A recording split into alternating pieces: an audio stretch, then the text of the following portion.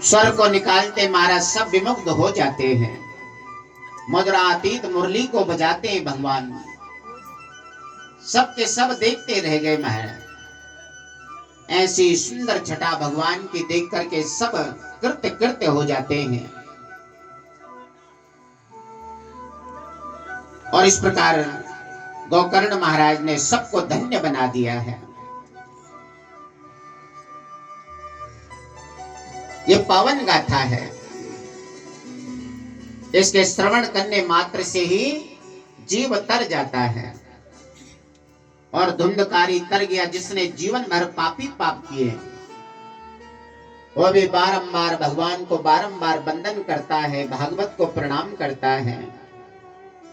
धन्या भागवती वार्ता प्रेत पीड़ा विनाशनी।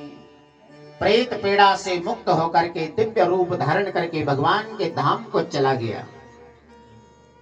सप्ताह यज्ञ के बारे में हमने आपको बताया।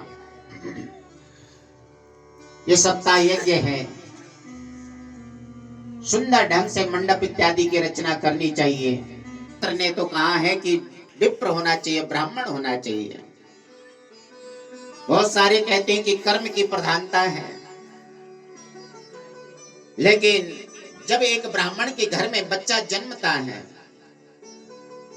तो 11 दिन का बच्चा भला क्या कर्म करेगा।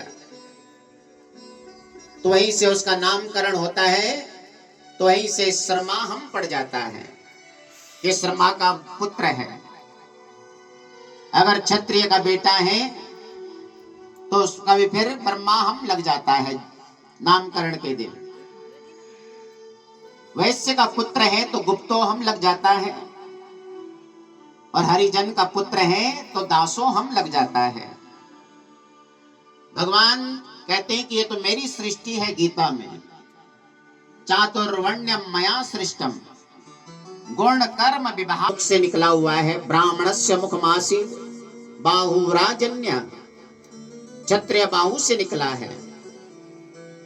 उर्भाग से वैश्य, पदभ्याम गुंगसूत्र अजायत, और हरिजन भगवान के पांव से निकला हुआ है। और गंगा भी भगवान के चरणों से निकली है। अगर छुआछूत करना है तो गलत कर्म से करना चाहिए, आपस में नहीं। हम सनातनी हैं, इस भाव को लेके चलना पड़ेगा।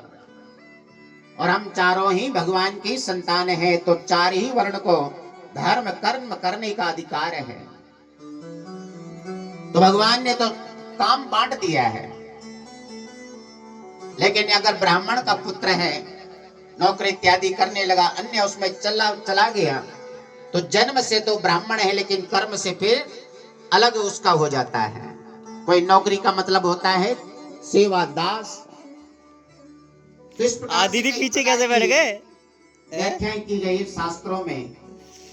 लेकिन अगर आप पूजा पाठ इत्यादि करवाते हो तो जन्म से भी ब्राह्मण और कर्म से भी ब्राह्मण होना चाहिए।